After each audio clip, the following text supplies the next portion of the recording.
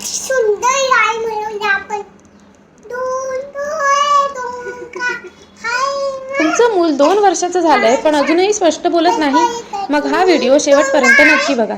मी माझ्या मुलीला 1.5 ते 2 वर्षाची असताना स्पष्ट बोलायला आणि तिच्या गरजा शब्दात व्यक्त करायला कशी मदत केली ते आज मी सांगणार आहे. सगळ्यात पहिली गोष्ट म्हणजे आम्ही तिच्याशी सतत संवाद साधायचो. दिवसभर जे काही करत होतो प्रत्येक गोष्टीचं वर्णन तिला स्पष्ट करून सांगायचो. स्वयंपाक, खेळ, फिरणं, घरातली कामं सगळं. दुसरी गोष्ट म्हणजे घरात रोज गाणी, गोष्टी, स्तोत्र आणि ऑडिओ स्टोरीज ऐकायचो.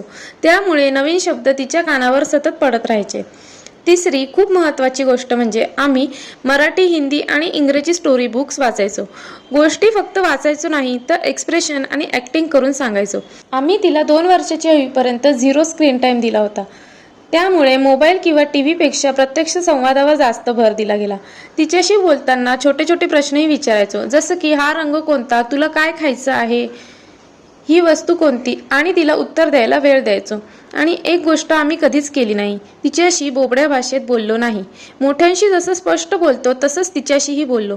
लक्षात ठेवा, प्रत्येक मुलाचा विकास वेगवेगळ्या गतीने होतो, पण भरपूर संवाद, गोष्टी, पुस्तकं, प्रश्न विचारणं, मर्यादित स्क्रीन टाईम आणि मुलाच्या बोलण्याला प्रतिसाद देणं या सवयी भाषा विकासाला चांगली मदत करतात. पुढच्या व्हिडिओमध्ये मी माझ्या मुलीला 2 वर्षाच्या वयात पॉटी ट्रेन कसं केलं ते शेअर करणार आहे. अशाच युजफुल पॅरेंटिंग टिप्ससाठी चॅनेलला सबस्क्राईब करायला विसरू नका.